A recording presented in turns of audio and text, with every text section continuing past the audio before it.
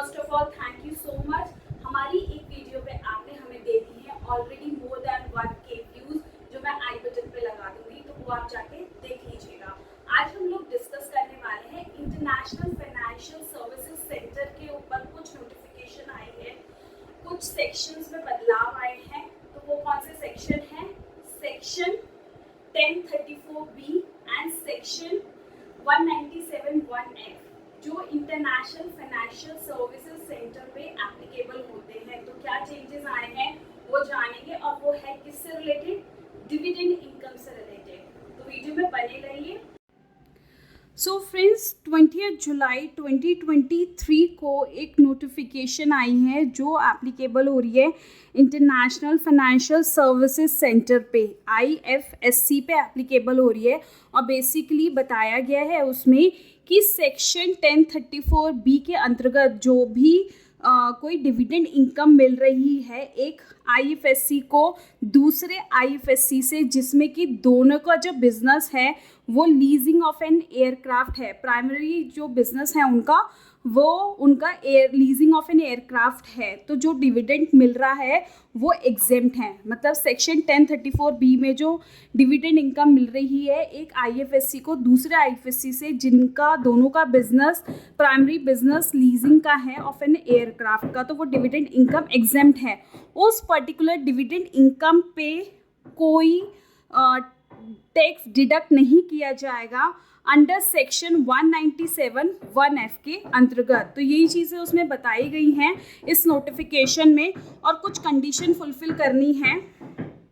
एक पेई जो है जिसको मिल रहा है डिविडेंड, वो एक फॉर्म नंबर 1 में स्टेटमेंट कम डिक्लेरेशन फॉर्म सबमिट करेगा, डिक्लेरेशन देगा कि वो मतलब कंटिन्यू इसी सेम बिजनेस में कंटिन्यू कर रहा है। मेन प्राइमरी बिजनेस उसका अभी यही है, लीजिंग ऑफ एन एयरक्राफ्ट का, एंड इन फ्यूचर भी वो इसी बिजनेस में कंटिन्यू करने वाला है।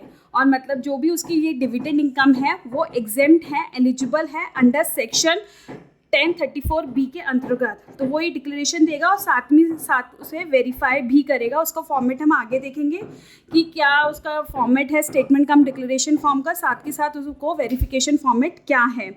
एक पेयर, अब पेयर क्या करेगा? जैसे ही उसको ना डिक्लेरेशन मिल जाएगी पेई से, जिसको डिविडेंड इनकम मिली है उसको मिल जाएगी डिक्लेरेशन पेई से, तो वो क्या करेगा? जैसे ही स्टेटमेंट मिल जाएगी, रिसिप्ट हो जाएगा उसे, तो वो उस पर्टिकुलर डिविडेंड इनकम पे कोई भी टैक्स डिडक्ट नहीं करेगा। साथ के साथ उसको फर्निश करना है सारी पेमेंट्स जो भी अब तक उसने दी हैं। ठीक है, furnish the particulars of all the payments made to the recipient of such dividend on which tax has not been deducted.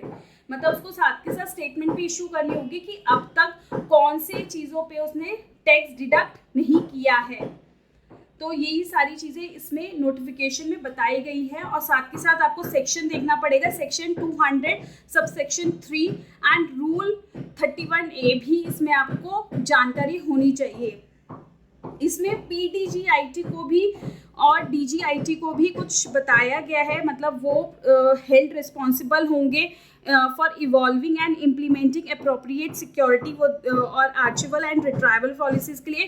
साथ के साथ वो can lay down procedure format and standard. Basically जो मेन इसमें हेड होंगे वो कौन होंगे? PDGIT एंड DGIT के पास वो प्रोसीजर फॉर्मेट्स एंड स्टैंडर्ड्स वगैरह बताएंगे। साथ के साथ इंश्योर करेंगे कि secure capture and transmission of data and uploading documents, मतलब जो भी डॉक्यूमेंट्स अपलोड किए जाएं वो सेफ एंड सिक्योर हो, और वो प्रोसीजर फॉर्मेट्स एंड स्टैंडर्ड किस तरीके से चीज़ें अपलोड होंगी है, क्या जो भी फॉर्मेट होगा वो PDGIT या DGIT के पास पावर होगी। और साथ के साथ वो रिस्पॉन्सिबल होंगे evolving and implementing appropriate security.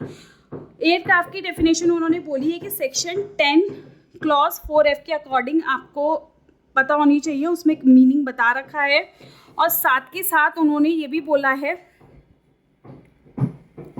तो साथ के साथ उन्होंने बताया इंटरनेशनल फाइनेंशियल सर्विसेज की डेफिनेशन जो है सेक्शन 2 क्लॉज Q में एक्सप्लेन की गई है, और यूनिट की डेफिनेशन सेक्शन 2ZC में of special economic zone act 2005 में एक्सप्लेन की गई है। और जो ये नोटिफिकेशन है, सबसे इंपॉर्टेंट चीज़ यही है कि नोटिफिकेशन जो एप्लीकेबल हो रही है ना, ये 1 सितंबर 2023 से एप्लीकेबल हो रही है। ठीक है, अब देख लेते हैं जो फॉर्मेट है वो बेसिकली क्या फॉर्मेट है, जिसमें उन फॉर्मेट में आना चाहिए name of the assessee, pan and name and address of the unit located in international financial services centre.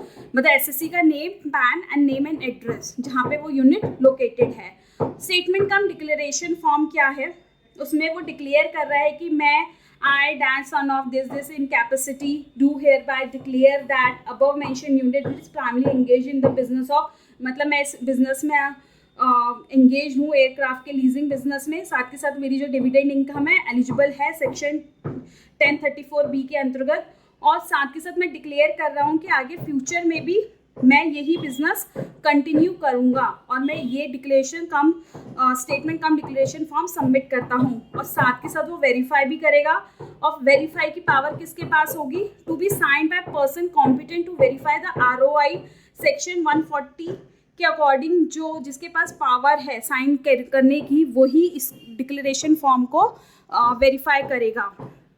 तो इस नोटिफिकेशन में किसके बारे में डिस्कस हुआ है, डिविडेंड इनकम जो एक IFSC को दूसरे IFSC से मिली है, और साथ के साथ दोनों का business leasing of an aircraft का होना ज़रूरी है। तो डिविडेंड इनकम एग्जेम्प्ट हो जाएगी एज पर सेक्शन 1034B, और साथ के साथ कोई टैक्स डिडक्शन भी नहीं की जाएगी अंडर सेक्शन 197(1)(f) के अंतर्गत। तो ये आई होप आपको क्लियर हो गया होगा। तो फ्रेंड्स, आई होप